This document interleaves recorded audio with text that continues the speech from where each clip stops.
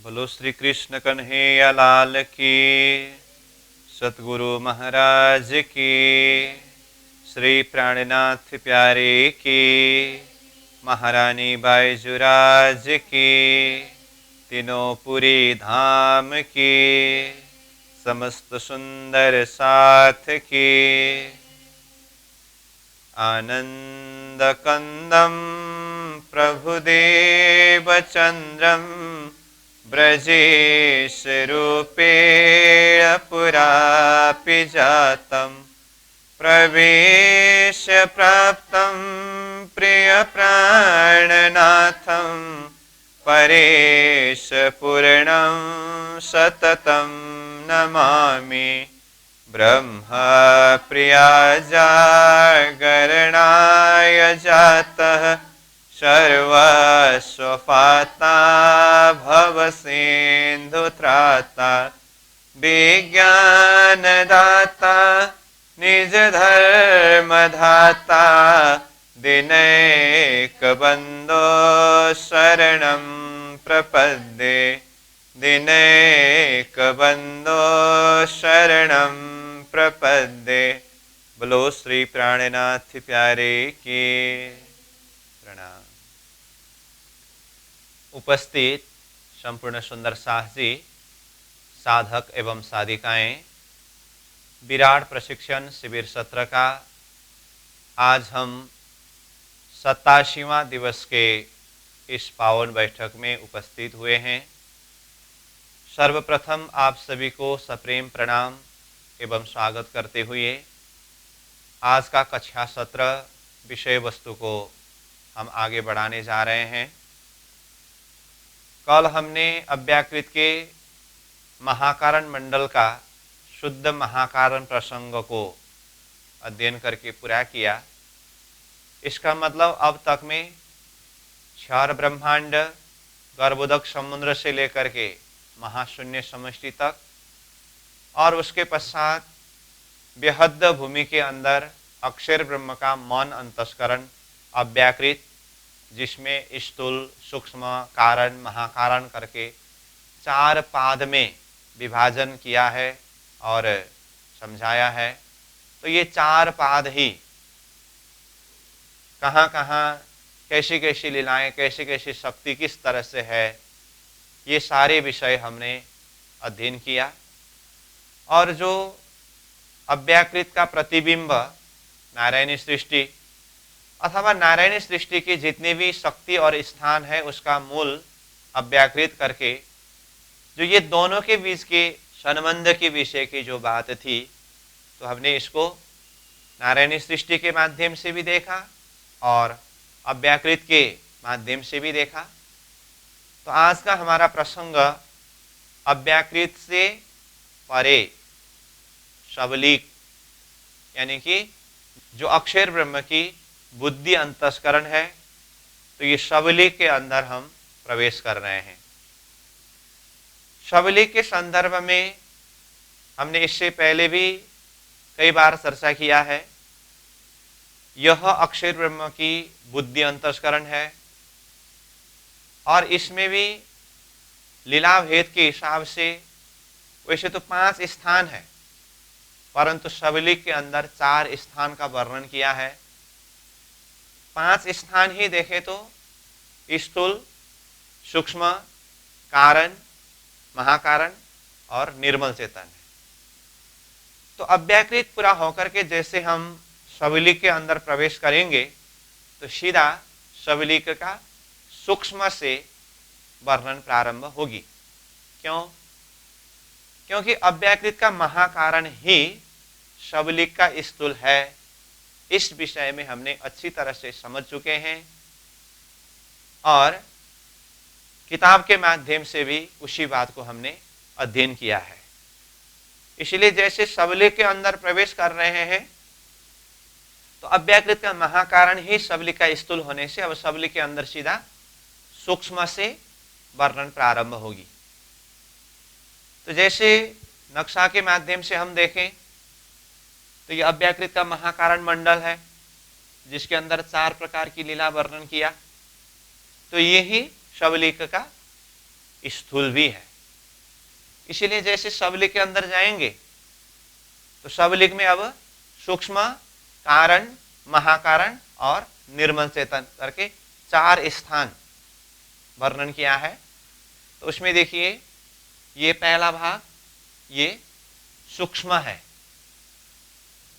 ये दूसरा भाग ये सूक्ष्म से परे कारण, ये तीसरा भाग कारण से भी परे महाकारण, और ये चौथा भाग महाकारण से भी परे निर्मल चेतन। और यहां से ऊपर इसी गोलावृत्त में जो दिखाया है ये केवल धाम है। ये प्रसंग हमने पहले विराट के ऊपर कंसेप्ट क्लियर करने के लिए अक्षरातीत परम धाम फिर अक्षरधाम करते बोर्ड में नक्शा बना बना करके नोट कर करके जब वर्णन कर रहे थे तो ये बेहद मंडल के अंदर गोल गोल करके 4 ही नक्शा बनाया था ना, सत्स्वरूप, केवल, सबलिक, अव्याकृत के लिए अलग अलग। तो तब भी हमने ये कहा है कि विराट चार्ट के अंदर केवल और सबलिक यानी कि अक्षर ब्रह्म के चित्त अंतस्करण और बुद्धि अंतस्करण इसको एक ही गोलावृत्त के अंदर दिखाया है करके, वो बात यही है। जैसे ये अव्याकृत को देखा, उसके बाद ये सबलिक, तो सबलिक के एरिया यहां तक हुआ और यहां से ऊपर ये एरिया जो है ये केवल है। तो ये सबलिक अक्षर ब्रह्म की बुद्धि अंतस्करण और ये केवल चित्त अंतस्करण है। तो ये सबलिक और केवल को एक ही गोलावृत्त के अंदर समझाया। इसका कारण पहले हमने सबलिक और केवल के साथ में संबंध अक्षरधाम और परमधाम के विषय में कुछ चर्चा किया है। जिस तरह से परमधाम और अक्षरधाम यानी कि 25 पक्षे परमधाम, उसी के अंदर ही अक्षरधाम भी है, जो परमधाम रंगमहल से पूर्व 4.5 लाख कोस दूरी में श्री जमुना जी, जमुना जी से भी पूर्व 4.5 लाख कोस की दूरी में अक्षरधाम है। मतलब परमधाम और अक्षरधाम के बीच में जमुना जी है। तो ये परमधाम और अक्षरधाम का ही प्रतिबिंब ये केवल धाम और सबलिक धाम है। परमधाम का प्रतिबिंब केवल धाम और अक्षरधाम का प्रतिबिंब सबलिक धाम। इसीलिए जिस तरह से परमधाम और अक्षरधाम को एक ही गोलावृत्त के अंदर दिखाया है और ये दोनों के बीच में जमुना जी है, ठीक उसी तरह से ये केवल धाम परमधाम का प्रतिबिंब है, ये सबलिक अक्षरधाम का प्रतिबिंब है। तो जिस तरह से परमधाम और अक्षरधाम के बीच में जमुना जी है, यहाँ केवल धाम और सबलिक धाम के बीच में भी ये जमुना जी है। तो वैसे ये सबलिक केवल एक एक स्टेप अध्ययन करते जाएंगे हम, किताब के द्वारा ये सारे क्रम वर्णन किया है। परंतु जैसे सबलिक के अंदर प्रवेश कर रहे हैं हम, तो पहले हम नक्शा से देख रहे हैं। तो इससे पहले नारायणी सृष्टि को देखा, तो नारायणी सृष्टि पूरा एक ही गोलावृत्त के अंदर था।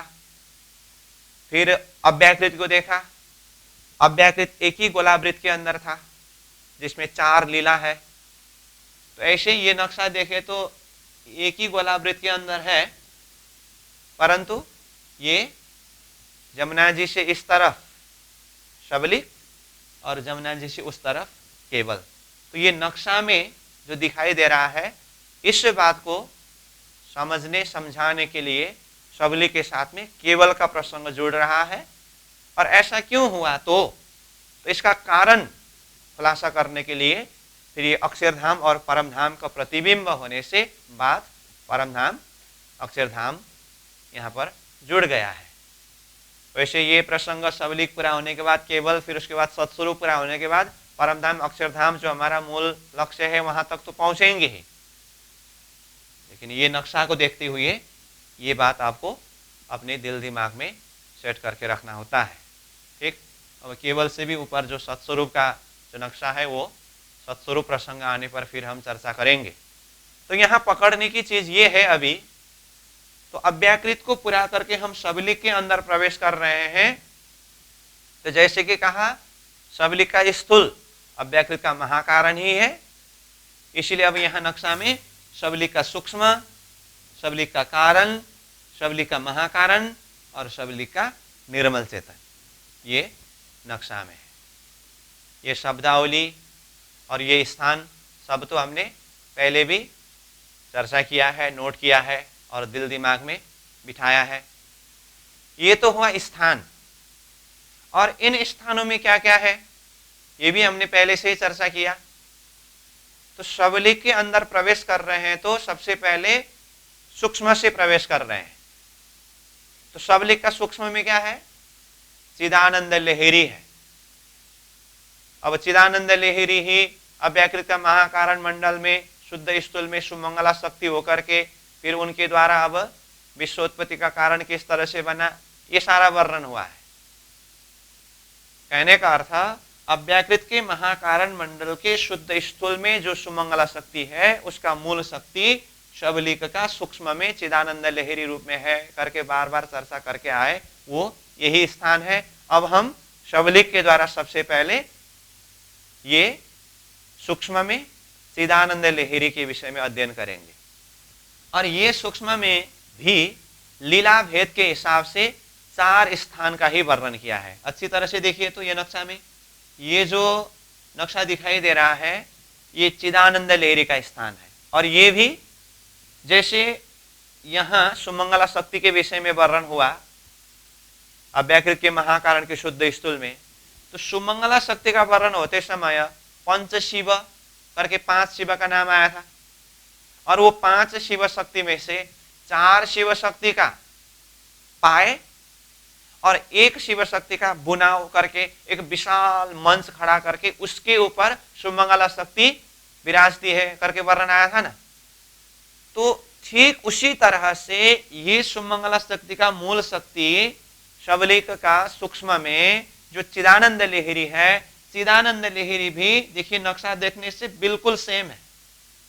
अव्याकृत के महाकारण के शुद्ध स्थूल में सुमंगला शक्ति के मंच को देखिए, फिर सबलिक का सूक्ष्म में चिदानंद लहरी के मंच को देखिए, एक समान है। और वर्णन भी चिदानंद लहरी जिस मंच में अथवा जिस आसन में आसीन है वहां पर भी पंच शिव में से 4 शिव का पाए और 1 शिव शक्ति बुनाव के रूप में एक विशाल मंच अथवा पलंग आसन कल्पित करके उसके ऊपर चिदानंद लहरी शक्ति विद्यमान है। ठीक है, तो ये तो मूल रूप में है ही। अब इनके साथ में ये सबलिक का सूक्ष्म को भी लीला भेद के हिसाब से 4 भाग में विभाजन किया है। देखिए तो ये पूरा एरिया सबलिक का सूक्ष्म एरिया है। तो यहाँ देखिए 1 2 3 4 करके ये अलग अलग जो गोल गोल बना करके समझाया है ना, ठीक, ये 4 स्थान है। जब वो सूक्ष्म को भी 4 स्थान में विभाजन किया तो क्या होता है? शुद्ध स्थूल, शुद्ध सूक्ष्म, शुद्ध कारण और शुद्ध महाकारण करके ये 4 स्थान होता है। अब कहाँ कहाँ क्या क्या है वो तो यहाँ पर किताब में स्पष्ट रूप में वर्णन किया है, वो हम देखेंगे ही। तो इस तरह से सबसे पहले सबलिक का सूक्ष्म चिदानंद लहरी और उसके साथ में कहाँ क्या क्या संबंध है ये तो हमने बहुत बार चर्चा किया भी है। और मूल रूप में वही किताब में जिस तरह से वर्णन किया है उसको हम अध्ययन करेंगे। अब ये चिदानंद लहरी शक्ति जो है ये जिस तरह से अव्याकृत के महाकारण के शुद्ध स्थूल में सुमंगला शक्ति के द्वारा शुद्ध सूक्ष्म के वो पुरुष शक्ति को एक भ्रम रूपी निद्रा खड़ा किया है, ऐसा वर्णन आया है। इसी तरह से ये चिदानंद लहरी शक्ति ही उस सबलिक पुरुष वृत्ति को असर करता है। मतलब जिस तरह से वो सुमंगला शक्ति और वो पुरुष वृत्ति के बीच का जो संबंध है, इसी तरह से ये चिदानंद लहरी और वो सबलिक पुरुष वृत्ति जो है ये दोनों के बीच के संबंध है। तो इस प्रसंग में हम कल भी चर्चा कर रहे थे पुरुष प्रकृति के विषय में, सुमंगला शक्ति और वो पुरुष शक्ति में भी वो पुरुष प्रकृति वृत्ति कहां से आया, चिदानंद लहरी और वो सबलिक पुरुष वृत्ति के द्वारा। तो ये सारे प्रसंग अब यहां पर खुलासा करके वर्णन किया है। तो ये तो मैंने थोड़ा सा अव्याकृत से परे सबलिक, तो सबलिक में 5 स्थान होना, अव्याकृत का महाकारण ही सबलिक का स्थूल होने से सबलिक के अंदर 4 स्थान वर्णन करना, और यहां नक्शा में एक ही गोलावृत्त के अंदर ही सबलिक और केवल दोनों को दिखाया है, तो उसका कारण अक्षरधाम परमधाम का प्रतिबिंब होना, और सबलिक के सूक्ष्म में चिदानंद लहरी और उसके आसन, और उसके अंदर भी लीलावत के हिसाब से 4 स्थान, थोड़ा सा जो भी 4 रूप में वर्णन किया, यही बात किताब के अंदर बताया है। तो मैं बार बार कहा करता हूं ना, वही बात को पहले हम थोड़ा सा चर्चा करके फिर से किताब से अध्ययन करेंगे, उसके बाद फिर सार रूप में उसको रिवीजन करेंगे, तो दिल दिमाग में बिठाने में और सहज हो। इस बात को ध्यान में रखते हुए ये प्रस्तुति इस तरह से जा रहा है। अब हम किताब से देखेंगे पेज नंबर 137 में, देखिए ऊपर एकादश तरंग करके कहा है, क्योंकि अब ये अव्याकृत एरिया पूरा होकर के सबलिक एरिया के अंदर प्रवेश कर रहे हैं, अथवा मन अंतस्करण से परे बुद्धि अंतस्करण के अंदर प्रवेश कर रहे हैं, इसलिए इसको एकादश तरंग करके ऊपर हेडलाइन में रखा। और सबलिक ब्रह्म कहा, और सबलिक ब्रह्म में भी चिदानंद लहरी करके बताया, क्योंकि सबलिक ब्रह्म के अंदर अब चिदानंद लहरी से होते हुए आगे बढ़ना है, इसलिए पहले चिदानंद लहरी प्रसंग से शुरू हो रहा है। ठीक, और आगे देखिए, सबलिक ब्रह्म का सूक्ष्म पाद कारण समष्टि कहा। तो सूक्ष्म पाद, तो सबलिक में क्यों एक ही बार सूक्ष्म पाद से शुरू हुआ, तो स्थूल अव्याकृत का महाकारण जो हमने अध्ययन करके आए हैं, इसीलिए अब वो स्थूल से परे ये सूक्ष्म पाद है। और जिसे कारण समष्टि कहा है, कारण समष्टि मतलब अंततोगत्वा ये अव्याकृत के अंदर की जितनी भी शक्ति है, ये भी है तो सबलिक के द्वारा ही आया है, और ये समष्टि की भाषा से अगर देखें तो ये सारे शक्ति सबलिक में ही जाकर के मिलते हैं, उस अर्थ में यहां कारण समष्टि शब्द के द्वारा बताया।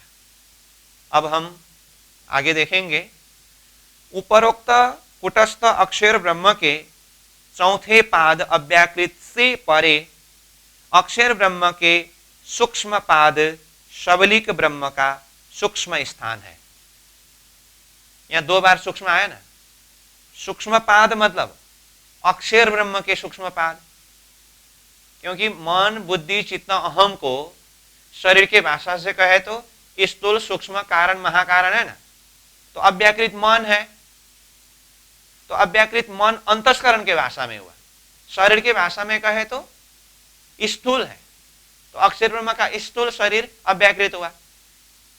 तो सबलिक के प्रसंग में अंतस्करण में बुद्धि अंतस्करण है सबलिक, तो शरीर के भाषा से कहे तो अक्षर ब्रह्म का सूक्ष्म शरीर है ये सबलिक, इसलिए यहां पर अक्षर ब्रह्म के सूक्ष्म पाद मतलब ये बुद्धि अंतस्करण, सबलिक ब्रह्म का सूक्ष्म स्थान। अब सबलिक के अंदर भी फिर स्थूल सूक्ष्म कारण महाकारण में से सूक्ष्म स्थान मतलब जहां पर चिदानंद लहरी है, इस तरह से कहा। इस स्थान में मतलब सबलिक के वो सूक्ष्म स्थान में सुधा सिंधु के मध्य कल्प वृक्ष से घिरे हुए मणिमय दीप में एक शिवाकार मंच है। वो शिवाकार मंच कहा ना, जो पंच शिव शक्ति के द्वारा एक विशाल मंच तैयार हुआ है, उसी मंच के लिए, उसी आसन के लिए कहा गया।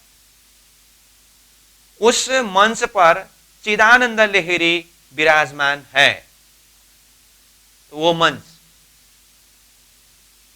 और आगे देखे तो वो मंच में जो पंचशिवाकार करके कहा, वो पंचशिव नाम कौन कौन है यहीं पर बताया। उसमें परम शिव, ब्रह्म शिव, नाद शिव, सदाशिव और शिव, इन पांचों शिवों में से 4 शिव की पाटी और परम शिव का आसन, पाटी शब्द आए यहां पर, वो पाए, 4 शिव पाए रूप में और एक परम शिव वो आसन मतलब वो बुनाओं के रूप में करके वर्णन आया। तो अतः उस मंच पर 4 शिव शक्तियों के पाए और परम शिव शक्ति व्यापिका का बुनाव कल्पित कर महान प्रबल प्रताप लेकर चिदानंद लहरी अधिष्ठित होकर विराजमान है।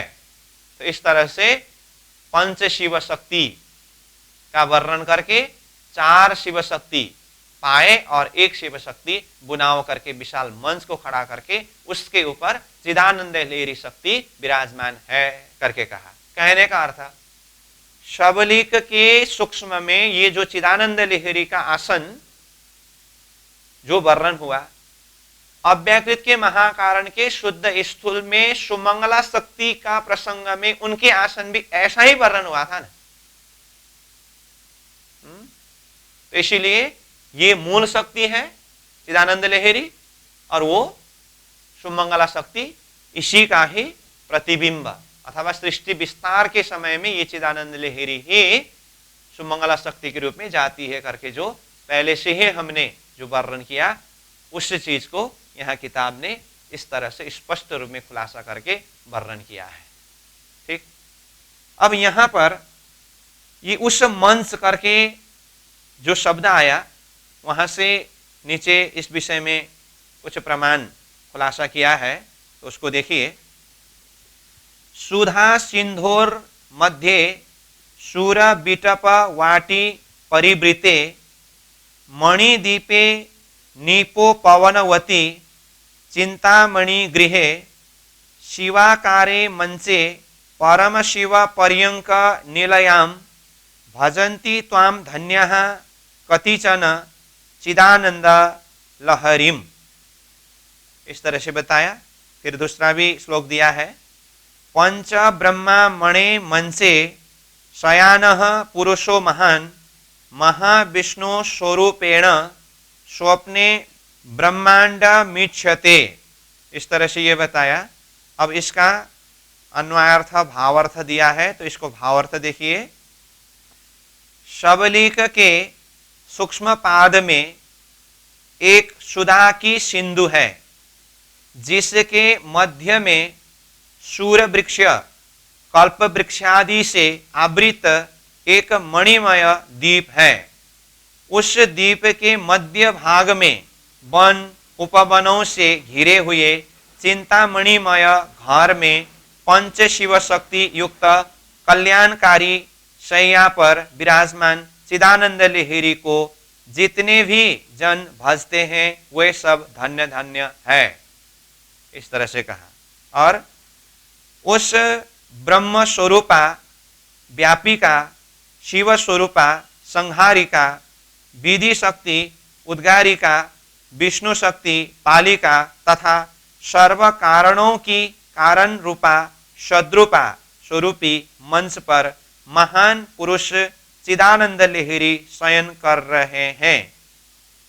यही महान पुरुष महाविष्णु के रूप में स्वप्निक ब्रह्मांड नारायण सृष्टि का विस्तार करते हैं।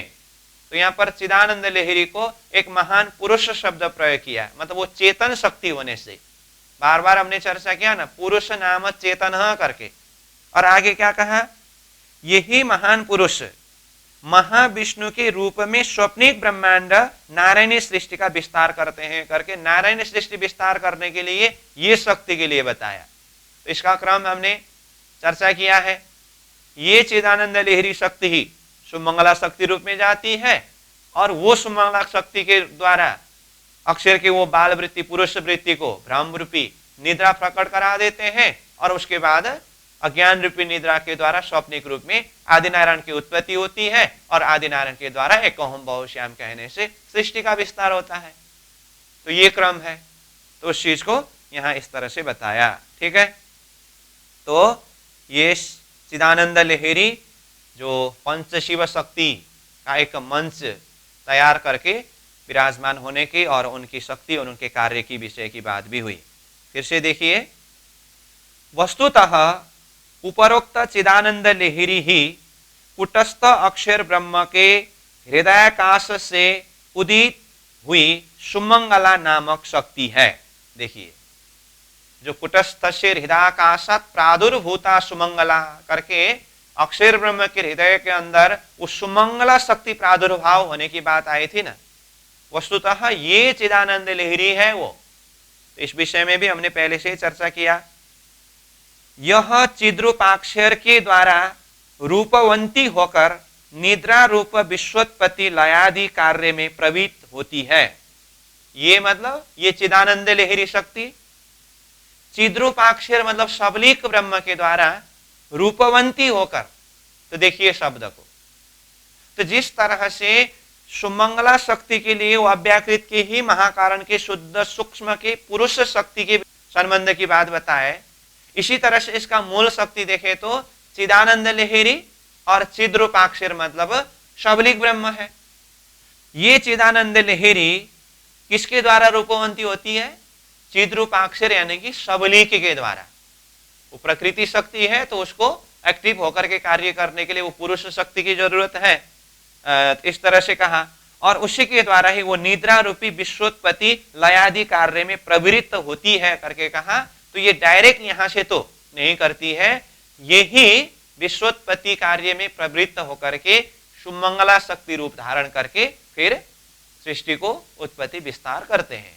वही बात यहां इस तरह से बताया। इसने तो अपने चमत्कार से चिद्रूपाक्षर सबलीक को मोहित कर रखा है। देखिए, तो इसने तो मतलब ये चिदानंद लहरी शक्ति, ये प्रकृति है ना, सबलीक पुरुष के दृष्टिकोण से देखे तो इसने अपने चमत्कार शक्ति के द्वारा सबलीक ब्रह्म चिद्रूपाक्षर को ही मोहिनी कर रखा है, मतलब उसको मोहित बना देते हैं और भ्रमित करा देते हैं। तो तभी तो सृष्टि विस्तार का कार्य होता है। तो इस बात को यहां इस तरह से बताया। आगे, यह जब सृष्टि कार्य में प्रवृत्त होती है तब अपनी सर्व सामग्रियों के साथ पूर्वोक्त अव्याकृत के महाकारणस्थ शुद्ध स्थूल स्थान में आकर सद्रूपा माया सुमंगला नाम से प्रसिद्ध विराजमान होती है। स्पष्ट रूप में आया ना किताब में भाषा। यही भाषा को हम पहले से लेक्चर के माध्यम से और नीचे सुमंगला शक्ति का वर्णन करते हुए भी, और सुमंगला शक्ति भी फिर नीचे नारायणी सृष्टि के अंदर उन्मुनी शक्ति के रूप में जाकर के कार्य करते समय हर प्रसंग में ये शक्ति का जो कनेक्शन, जो संबंध है, उस संबंध के विषय में बार बार चर्चा करके आए। तो ही बात यहाँ इस तरह से स्पष्ट रूप में कहा कि ये चिदानंद लहरी ही जब विश्वोत्पत्ति कार्य में प्रवृत्त होते हैं, अपनी सर्व सामग्री सहित वो शक्ति सुमंगला शक्ति के रूप में जाकर के कार्य करती है करके बताया। चिद्रूपाक्षर द्वारा प्रकट होने के कारण इसे उनकी सुरता तथा विद्या शक्ति कहते हैं। मतलब चिद्रूपाक्षर सबलीक के द्वारा प्रकट हुई है ये, इसीलिए ये चिदानंद लहरी को सबलीक ब्रह्म चिद्रूपाक्षर के सुरता अथवा विद्या शक्ति के नाम से भी वर्णन करते हैं। इस स्थान यानी कि सूक्ष्म पाद चिदानंद लहरी में लीला भेद से ये 4 स्थान निश्चित है। अतः शुद्ध स्थूल, शुद्ध सूक्ष्म, शुद्ध कारण, शुद्ध महाकारण, जो यहां नक्शा में 4 स्थान दिखाया है वो पहले भी देखा, फिर भी आप देख सकते हैं। अब वो चारों स्थान में कहां कहां क्या क्या है तो उसका खुलासा करते हुए यहां कहा, 1 नंबर में शुद्ध स्थूल में करोड़ों शक्तियों के साथ सर्व कार्य दक्षा महाप्रबल शिव कल्याणी शक्ति रहती है। 2 नंबर में शुद्ध सूक्ष्म में चिद्रूपाक्षर की निज बाल लीला चलती है। चिद्रूपाक्षर यानी कि सबलीक की जो निज बाल लीला है ना, ये शुद्ध सूक्ष्म से चलती है। ठीक है। 3 नंबर में शुद्ध कारण में वास्तविक अखंड ब्रज लीला की प्रतिबिंब लीला वर्तमान स्थित है। तो कारण में ब्रज लीला और महाकारण में रास लीला होना वो तो सर्वमान्य है बोलना पड़ेगा अब तो। जहां कहीं भी कारण और महाकारण स्थान आता है तो कारण में ब्रजलीला और महाकारण में रासलीला प्रतिबिंबित रूप में है। तो यहां पर भी उसी हिसाब से कहा, तो कारण में ब्रजलीला की प्रतिबिंब वर्तमान रूप में स्थित है कहा। और आगे 4 नंबर में शुद्ध महाकारण में वास्तविक महारास लीला का प्रतिबिंब नित्य निरंतर वर्तमान चल रहा है। वास्तविक महारास लीला कहा, तो वास्तविक महारास कहाँ है? शबलिक के महाकारण में, और ये चल रहा है प्रसंग शबलिक का ही सूक्ष्म के शुद्ध महाकारण में। तो यहां पर भी वास्तविक महारास लीला की प्रतिबिंब नित्य निरंतर चल रहा है। तो ऊपर शुद्ध महाकारण करके वो वास्तविक महारास की प्रतिबिंब लीला प्रसंग में अब इसका नीचे श्लोक दिया है। तो नीचे देखिए 1 नंबर 2 नंबर 3 नंबर करके 3 प्रमाण इस प्रसंग में बताया। तो उसमें देखिए 1 नंबर में वृंदावनम महापुण्यम सर्व पावन पावनम सर्वलोक बहिर्भूतम निराधारम परिस्फुरत, ये बताया। इसका भावार्थ नित्य वृंदावन महापुण्य भूमि 14 लोक से मथुरा न्यारी की तरह ब्रह्मांड के ऊपर है। यह वृंदावन परमाति परम तथा पावनाति पावन और संपूर्ण लोकों से परे निराधार वर्तमान स्थित है। तो ये वृंदावन कहने से यहां धरती के जो वृंदावन है ना, ये वृंदावन की ही बात नहीं हो रही है। तो ये तो हम रासलीला के प्रसंग और अखंड रास की प्रसंग इस विषय में चर्चा कर ही रहे हैं, और इस विषय में और कुछ महामती प्राणनाथ जी के चौपाई के माध्यम से खुलासा करेंगे हम शबलिक का महाकारण, जो वास्तविक अखंड रास लीला की प्रसंग जहां पर वर्णन हुआ है, वहां पहुंचने के बाद इसको और कुछ गहराई से चर्चा करेंगे। तो यहाँ जिस तरह से वर्णन किया है उसको देखते जाएं। तो फिर दूसरा नंबर श्लोक बताया यहाँ, नित्यम वृंदावनम नाम ब्रह्मांडो परिसंस्थितम पूर्ण ब्रह्म सुखैश्वर्यम नित्यमानंदमव्ययम तत्र कैशोर वयसम नित्यमानंद विग्रहम। इसका अर्थ नित्य वृंदावन नामक भूमिका इस स्वप्निक ब्रह्मांड से परे ऊपर है। वहां पूर्ण ब्रह्म के ऐश्वर्यमयी सुखानंद में नित्य प्रति अविनाशी आनंदमय लीला करते रहते हैं। वहीं पर किशोरावस्था में पूर्णानंद स्वरूप श्री कृष्ण राधिका तथा प्राण बल्लभा गोपीजन आनंदमय स्वरूप में नित्य रास रमन किया करते हैं। तो इसके द्वारा भी यही बात बताया, जो वृंदावन है जहां पर रास लीला हो रही है और अखंड रूप में वर्तमान भी चल रही है, वो ये ब्रह्मांड से परे है। इस बात को मुख्य रूप से यहाँ बताया है। फिर तीसरे नंबर में देखिए, साक्षात कृष्णो ब्रजे नित्यम स्वांशे नैव विहारिणः तस्याम सोहि मथुरायाम वासुदेवो जगद्गुरु द्वारकायम तदम सोस्ति विष्णु वीर्यो यतः प्रभु कंसम जघान वासुदेव श्री कृष्णो नंद शुरणतु। तो ये श्लोक श्री कृष्ण जी की त्रिवेद लीला रहस्य प्रसंग में भी हमने चर्चा में लाया था, और तब भी इस विषय में चर्चा किया है। साक्षात अक्षरातीत के आवेश ने ब्रजमंडल में लीला किया है, और ये योग माया के वृंदावन में भी वही स्वरूप अथवा वही आवेश शक्ति के द्वारा लीला हुई है, और उसके अंश शक्ति यानी कि गौल के शक्ति के माध्यम से मथुरा की लीला हुई, यानी कि 4 दिन की मथुरा लीला, और द्वारिका में लीला करने वाले उनके भी अंश शक्ति यानी कि वैकुंठ की विष्णु शक्ति के द्वारा हुई है।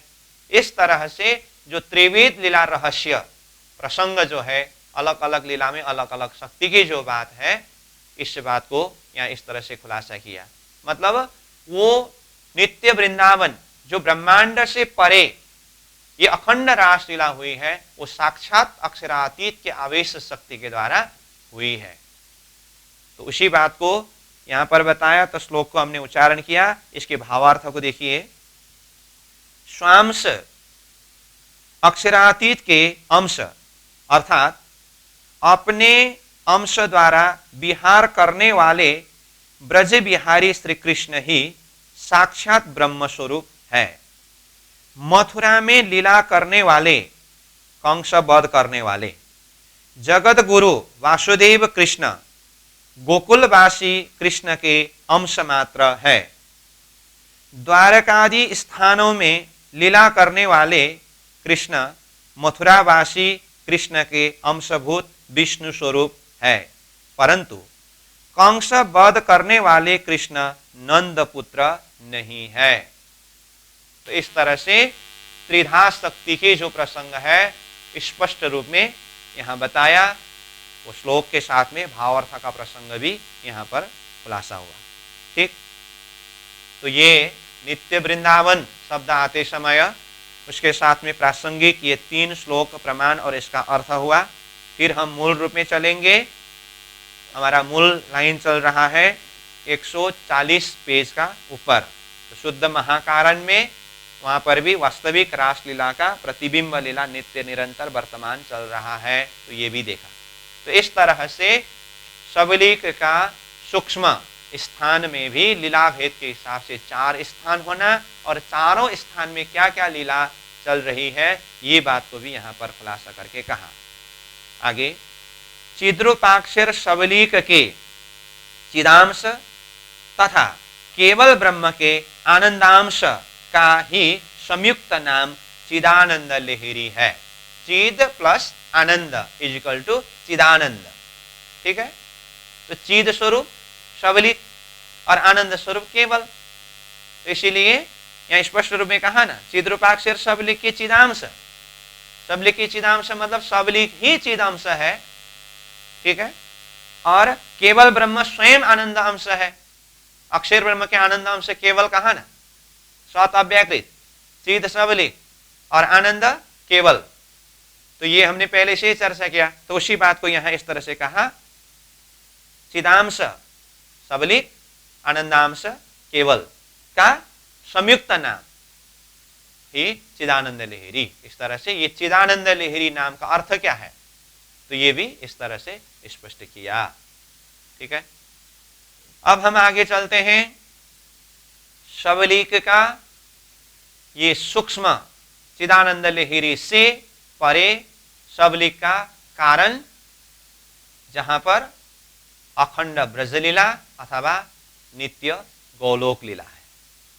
तो यहां नक्शा में देखें तो ये सबलीक का सूक्ष्म हुआ, इससे परे ये सबलीक का कारण, ये स्थान की बात है। ठीक, अब यहां पर कहा सबलीक ब्रह्म का कारण स्वरूप नित्य गोलोक धाम इन ब्रैकेट ब्रजलीला कहा ना, तो वहां पर नित्य गोलोक धाम और वहां पर अखंड ब्रजलीला। तो इस विषय में हम पहले से ही चर्चा कर रहे हैं।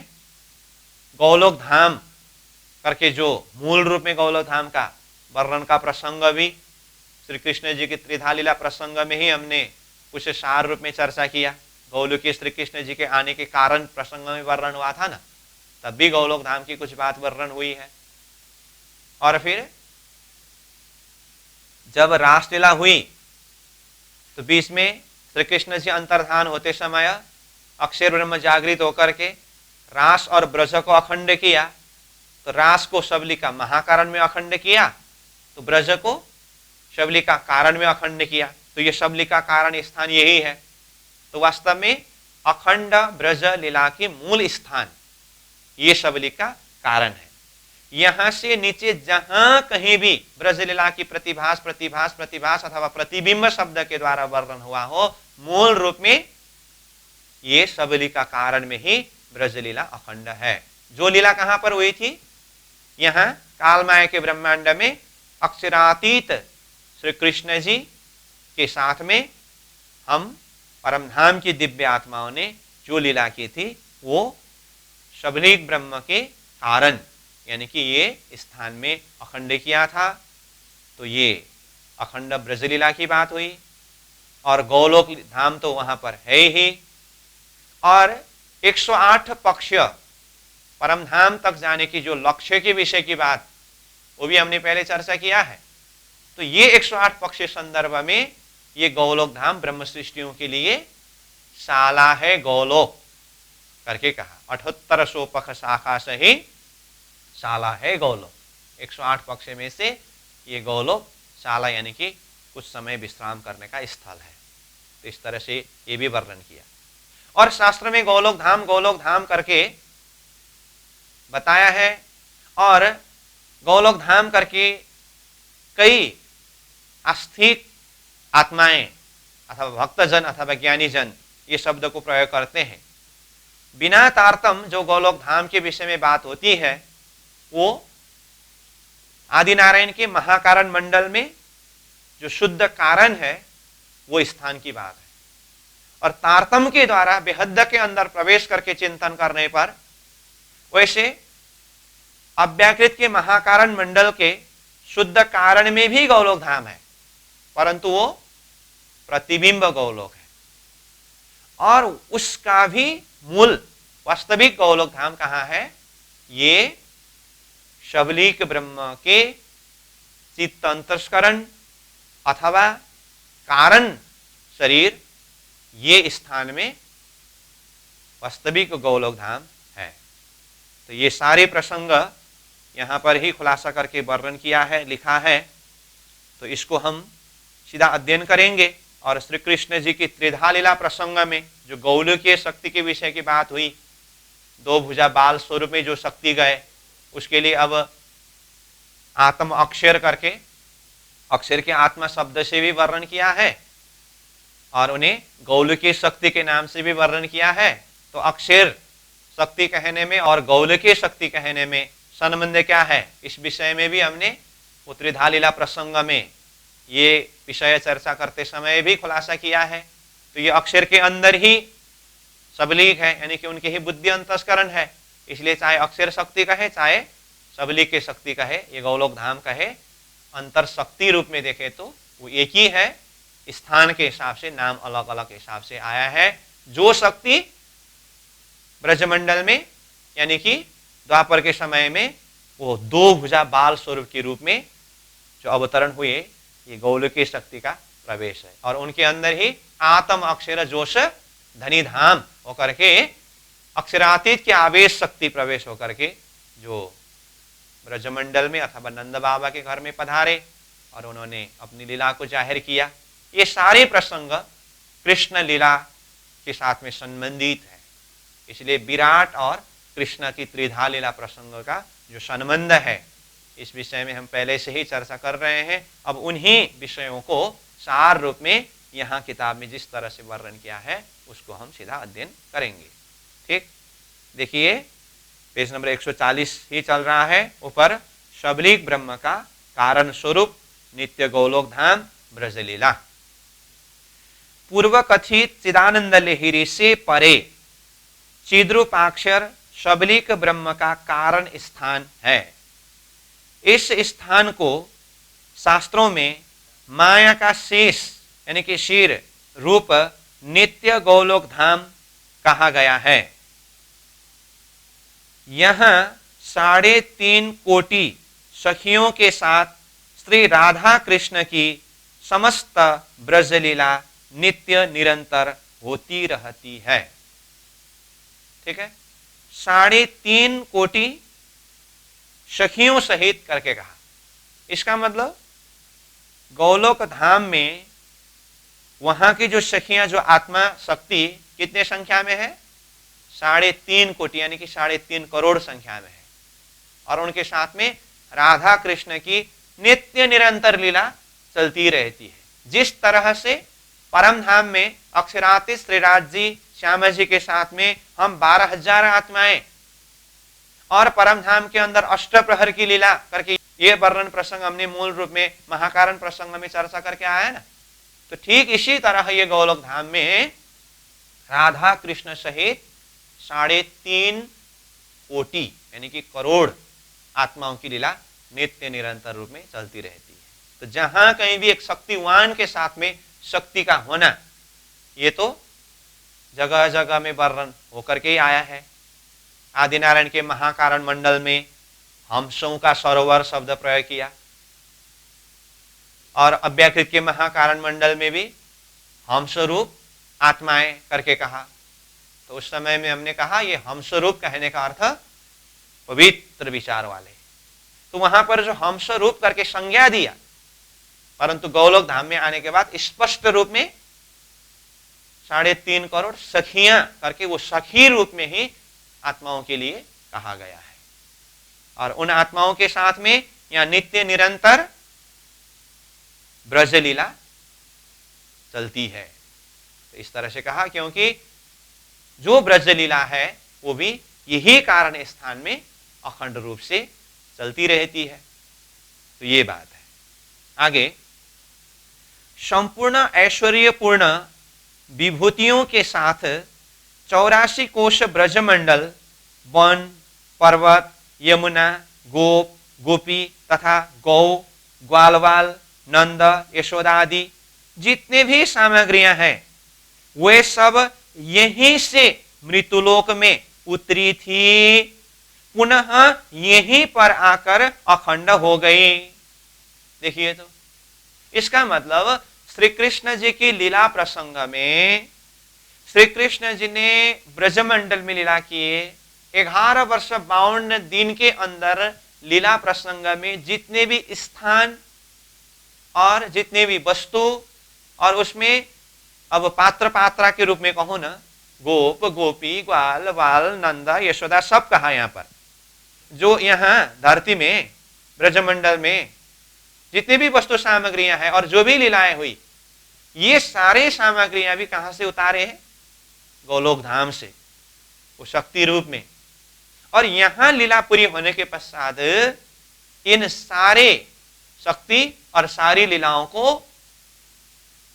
यही स्थान यानी कि शबलिक का कारण स्थान जहां से मृत्युलोक में भेजा गया था, वहीं पर आकर के ये सब अखंड हुआ। तो इस बात को भी यहां स्पष्ट रूप में कहा। ठीक, इस लीला को कुटस्थ अक्षर ब्रह्म ने अपने चिद यानी कि चित्त अंतस्करण में अखंड रूप से धारण कर रखा है।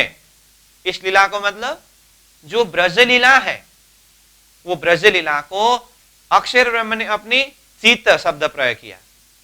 तो यहां अक्षर ब्रह्म के हिसाब से कहे तो चित्त मतलब अंतस्करण। विचार करिए, यहां पर चित्त शब्द को प्रसंगों को देखते हुए कई जगह में चित्त शब्द का अर्थ हृदय अंतस्करण अर्थ में रहता है, और कई जगह में चित्त मतलब सीधा चित्त अंतस्करण। अक्षर ब्रह्म के हिसाब से देखेंगे तो शबलिक तो बुद्धि अंतस्करण है ना।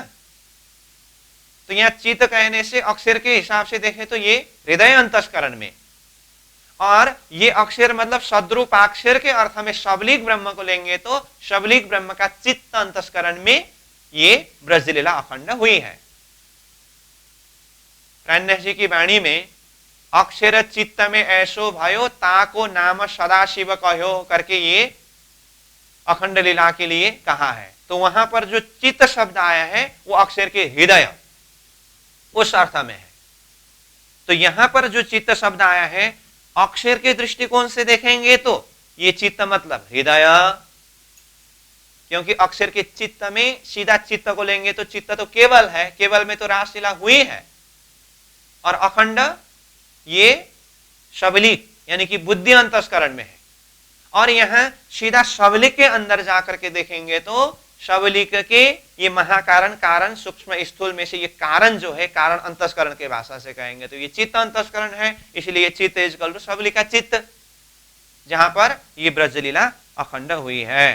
ठीक है, अतः द्विभुजम मुरली हस्तम ईश्वरम गोपवेशिनम स्वेच्छामयम परम ब्रह्म परिपूर्णत मंत्रभम ब्रह्मा विष्णु शिवादश्च स्तुतम मुनि गणैर्नुतम निर्लिप्तम साक्षी रूपम च निर्गुणम प्रकृते परम। इसका भावार्थ सीधा देखें। इस गोलोक धाम में द्विभुज स्वरूप श्री कृष्ण जी मुरली हाथ में लिए हुए किशोरावस्था की भांति इच्छामय रूप में विराजमान है। प्रकृति अव्याकृत से परे स्थित इन श्री कृष्ण के ब्रह्ममय स्वरूप को ब्रह्मा विष्णु शिवादि देव एवं ऋषि महर्षिगण स्तुति प्रार्थना सहित नमन किया करते हैं, तथापि जान नहीं पाते। इसी कारण यह स्वरूप निर्गुण निर्लेप एवं साक्षी रूप से वर्तमान स्थित है। तो यही स्वरूप को यहाँ संसार के सारे शक्ति ब्रह्मा विष्णु शिवादि देव और ऋषि महर्षि भी कहा प्रार्थना करते हैं परंतु जान नहीं पाते। तो ऐसे वो स्वरूप जो है साक्षी रूप में वहां पर विराजमान है। आगे शबलिक ब्रह्म का कारण स्थान अखंड गोलोक धाम जो ब्रह्म सृष्टियों की शाला है। शाला है गोलोक, शाला मतलब कुछ समय विश्राम करने का स्थल। परम धाम मूल मिलाप के लक्ष्य लेकर के आगे जाते समय अथवा 108 सीढ़ी पार करने की जो यात्रा में ये गोलोक धाम शाला रूप में है। ठीक, तथा जहां अखंड वास्तविक ब्रजलीला है, मतलब ये शबली का कारण में ही अखंड ब्रजलीला अथवा उसको वास्तविक ब्रजलीला शब्द प्रयोग किया। तो जिस तरह से रास के प्रसंग में वास्तविक रास, प्रतिभाषिकी रास और व्यवहारिकी रास अथवा वास्तविक रास, प्रतिबिंब रास और प्रतिभाषिकी रास करके ये त्रिविध रहस्य को बताया है ना। रास में जैसा क्रम है ब्रजलीला में भी वही क्रम है। इसीलिए शबली का कारण में जो अखंड ब्रजलीला है वो वास्तविक ब्रजलीला है। और ये प्रतिबिंब प्रतिभास के भाषा से कहे तो ये वास्तविक ब्रजलीला की प्रतिबिंब अव्याकृत के महाकारण मंडल के शुद्ध कारण में और उसका प्रतिभास आदिनारायण के महाकारण के शुद्ध कारण में, ये वास्तविक प्रतिबिंब और प्रतिभास हुआ। अगर वास्तविक प्रतिभाषिकी और व्यवहारिकी के हिसाब से रास की तरह ये ब्रजलीला को भी चिंतन करनी हो तो शबली के कारण में जो अखंड ब्रज है ये वास्तविक है। अव्याकृत के महाकारण मंडल के शुद्ध कारण में जो है वो प्रतिभाषिकी है। और जिस तरह से रास के लिए ब्रज भूम्याम से या लीला प्रोक्ता व्यवहारिकी करके कहा ना, उसी तरह से यहां पर धरती में जो ब्रजलीला हुई है, मतलब रासलीला पूरी होने के पश्चात जो 7 दिन की ब्रजलीला हुई है ना, रासलीला पूरी होने के पश्चात जैसे 11 वर्ष 53वां दिन के बाद में फिर से यहां ब्रजलीला हुई जो 7 दिन तक लीला हुई। तो ये व्यवहारिकी ब्रज जिसे प्रतिबिंब ब्रज शब्द भी प्रयोग किया है। तो पहले का 11 वर्ष 52 दिन की ब्रज तो सीधा अखंड हुआ ना, उसके पश्चात जो लीला हुई 7 दिन की लीला, गौलोकी श्री कृष्ण और वेद ऋचा सखियों की लीला। तो जिस तरह से वेद ऋचा सखियों के द्वारा ये धरती में की हुई लीला को प्रतिबिंब रास करके कहा, उसी तरह से वेद ऋचा सखियों के साथ में गौलोकी श्री कृष्ण के द्वारा ये धरती में रास के पश्चात जो 7 दिन की गोकुल लीला हुई है, ये गोकुल लीला को भी प्रतिबिंब गोकुल लीला कहा है। इसलिए प्रतिबिंब गोकुल कहने से भी प्रसंग को देख करके पकड़ना होता है। एक तो अखंड गोकुल लीला जो शबली के कारण में है, उसका प्रतिबिंब होने से अव्याकृत के महाकारण मंडल के शुद्ध कारण में जो लीला है उसको प्रतिबिंब गोकुल अथवा प्रतिबिंब ब्रज कहते हैं, सीधा सीधा। परंतु ये प्रतिबिंब सखी वेद ऋचा सखी के द्वारा रासलीला पूरी होने के पश्चात ये 7 दिन जो गोकुल लीला हुई, इसको भी प्रतिबिंब गोकुल करके ये शब्द भी आता है। प्रसंगों को देखते हुए इन विषयों के ऊपर चिंतन करना होता है। अथवा वेद ऋचाओं की रास लीला को जिस तरह से प्रतिबिंब रास कहा, उसी तरह से ये ब्रजलीला 7 दिन को प्रतिबिंब ब्रजलीला कहा अथवा गोकुल लीला कहा। तो ये प्रतिबिंब सखियों की रास लीला को व्यवहारिकी रास शब्द प्रयोग किया है ना। ठीक इसी तरह से ये रास पूरी होने के पश्चात जो 7 दिन की गोकुल लीला है, इसको व्यवहारिकी ब्रज अथवा व्यवहारिकी गोकुल लीला, इस अर्थ से भी प्रसंग वर्णन होता है।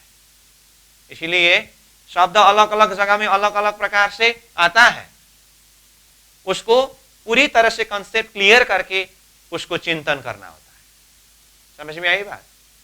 तो ये बात मैंने यहां जैसे कि शब्द आया जहां अखंड वास्तविक ब्रजलीला है करके, ये ब्रजलीला के साथ में वास्तविक शब्द आया। तो जैसे रास के प्रसंग में हमने वास्तविक प्रतिभाषी की व्यवहारिकी अथवा वास्तविक प्रतिबिंब प्रतिभास ये शब्द काफी चर्चा किया है। तो ब्रजलीला के लिए भी वही सिस्टम है। उस बात को थोड़ा सा चिंतन करने के लिए और सहज पड़े, इसलिए यहीं जोड़ करके मैंने बता दिया। अब आगे, उसके बाईं ओर उत्क्रम से गिनने पर ब्रज की चौथी मुक्ति स्थान है। तो भिष्ट का प्रसंग आया ना, तो ये जो गौलोक धाम का जो वर्णन हुआ, इसी स्थान में जो बाईं ओर उत्क्रम से यानी कि नीचे से गिनती करने पर ये ब्रज की मुक्ति स्थान, जिसको कितने नंबर में कहा? चौथी नंबर में। जो चौथी नंबर में मतलब 8 ही विस्त का क्रम गिनती करते समय ये चौथी नंबर में है। आमकलक विस्त पहला नंबर में जो अव्याकृत का स्थूल में वर्णन किया, और पैगंबरी विस्त दूसरा नंबर में जो अव्याकृत का कारण में वर्णन किया, और नित्य वैकुंठ अथवा मलकुती विस्त तीसरे नंबर में जो अव्याकृत के महाकारण मंडल में, उसमें भी शुद्ध सूक्ष्म में वर्णन हुआ। तो ये 3 विस्त अव्याकृत में वर्णन होने के पश्चात अब ये शबली के कारण में जो विस्ता है नीचे से गिनती करते समय चौथा नंबर में है, और वो विस्ता का नाम ब्रज का मुक्ति स्थान। तो इस तरह से ये चौथी विस्त की बात भी हुई। और यहाँ पर कौन पहुंचते हैं? तारतम मंत्र को प्राप्त करके श्री कृष्ण भक्ति साधना में ब्रज लीला के प्रति और ब्रज के स्वरूप के प्रति जिनके अंतर हृदय से प्रेम हो, भाव हो, समर्पण हो, और उसी लीला के चिंतन करते हो, तो ऐसे जीव के लिए अंतिम में ये स्थान में मुक्ति प्रदान किया है। तो ये सारा प्रसंग भिष्ट प्रसंग को कंसेप्ट क्लियर करते समय हमने चर्चा किया, और वही बात यहाँ किताब में इस तरह से बताया। तो और आगे देखिए, तो यहाँ कहा उत्क्रम से यानी कि नीचे से गिनती करने पर ये ब्रज की चौथी मुक्ति स्थान है करके कहा। जो जीव तारतम्य ज्ञान द्वारा इसको धारण करेंगे, इसको मतलब ये ब्रजलीला को चिंतन करेंगे, धारण करेंगे, उसका चिंतन करेंगे, मतलब वो ब्रज का स्वरूप ब्रजलीला को ही चिंतन करेंगे, वे अंत में इसी स्थान को प्राप्त होंगे इति करके ये ब्रज के मुक्ति स्थान में भी वही ब्रजलीला को चिंतन करने वाले, ध्यान धारणा करने वाले जीव अंत में यहाँ पर मुक्ति प्राप्त करेंगे करके वही बात को स्पष्ट रूप में यहाँ बताया। ठीक है, तो इस तरह से ये सबलीक ब्रह्म का कारण स्थान, जहाँ पर वास्तविक अथवा अखंड ब्रजलीला है और अखंड गौलोक धाम है, तो ये यहाँ की मुख्य विशेषता रही। और जो भिष्ट प्रसंग में नीचे से गिनती करते समय चौथी मुक्ति का स्थान, जो ब्रज का मुक्ति स्थान की जो विषय की बात भी हुई, तो इस तरह से ये वाला प्रसंग भी हमने अध्ययन करके पूरा किया। तो इस तरह आज हमने अक्षर ब्रह्म की बुद्धि अंतस्करण, शबलीक के अंदर सूक्ष्म में चिदानंद लहरी और कारण में ये अखंड ब्रज गौलोक धाम के प्रसंग में जो भी विषय है इसको अध्ययन किया। तो आज हम यहीं पर विश्राम करेंगे, फिर कल ये कारण शरीर से ऊपर महाकारण शरीर जिसमें अखंड रास का स्थान है, और फिर यहाँ से आगे का प्रसंग जो भी है अध्ययन करेंगे। तो आज के लिए यहीं पर विश्राम करेंगे। पूर्णमदः पूर्णमिदं पूर्णात् पूर्णमुदच्यते पूर्णस्य पूर्णमादाय पूर्णमेवावशिष्यते। प्रणाम।